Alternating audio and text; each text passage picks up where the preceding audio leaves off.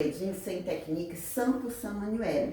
On ne va pas utiliser la machine, c'est qu'avec un outil qu'on va mettre des aiguilles sur le bout de l'outil. C'est comme un stylo inox. Et à partir de là, on va dessiner les poils avec ça. Comment ça a commencé le microblading? Parce qu'on peut se demander, parce qu'avant c'était la dermopigmentation. Oui. La dermo, elle existe depuis des années et des années, qu'on connaît déjà la technique de dermopigmentation. Le microblading, il est entré dans les marchés par une personne qui pratiquait déjà la dermopigmentation et qui a appris cette technique au Japon, parce que c'est une technique ancestrale qui vient du Japon, de l'Asie, tu vois. Là-bas, ils utilisent déjà cet outil avant la dermopigmentation? Avant même, c'était une technique de tatouage manuel très ancienne, tu vois, quand ils n'avaient même pas de machine.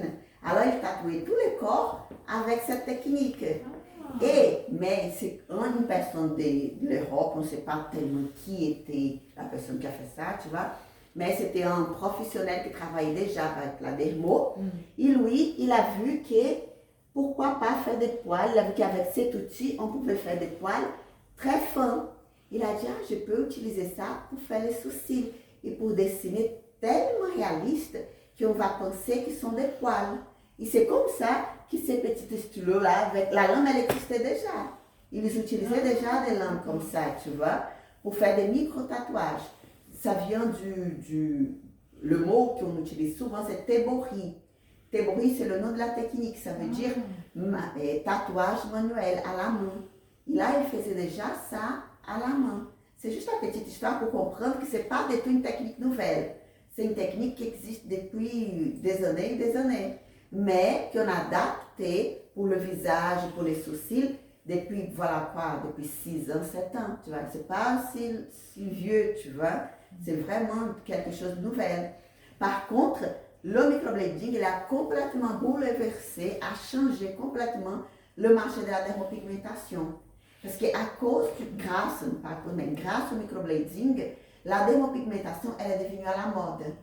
Elle est devenue vraiment quelque chose qui attire les jeunes.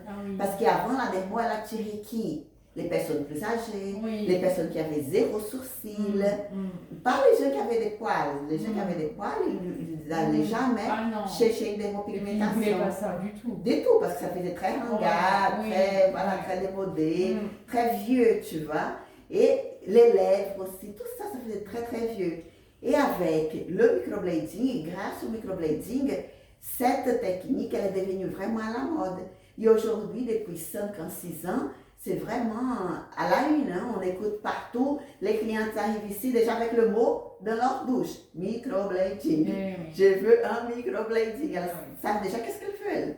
À cause, grâce tous les réseaux sociaux, à tous les artistes qui ont fait vraiment que le microblading devienne quelque chose connu et quelque chose désiré par notre public. Nous, les femmes, les jeunes, les plus âgés, n'importe quel âge, aujourd'hui, elles souhaitent un microblading. C'est leur rêve d'avoir un microblading.